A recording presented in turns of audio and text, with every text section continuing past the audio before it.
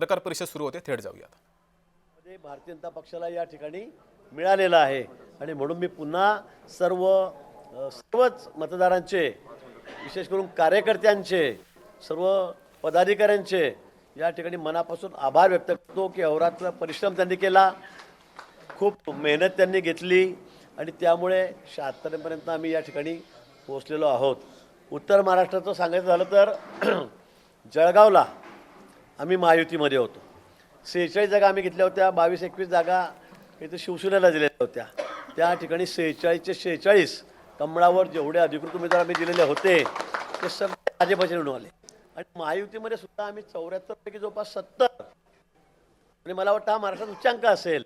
आणि असं झालं नसेल की आतापर्यंत 100% जागा कमळाच्या या ठिकाणी निवडून आल्या असं कुठे झालेलं नसेल. मला असं वाटतं जळगावसारख्या महापालिकेवर आम्ही 100% विजय संपादित केलेला आहे. की आम्ही त्या ठिकाणी विजय संपादित केला आहे. स्पष्ट बहुमतामध्ये आम्ही महायुती पण आहोत आणि स्पष्ट बहुमतात आम्ही भाजप म्हणून त्या ठिकाणी आहोत.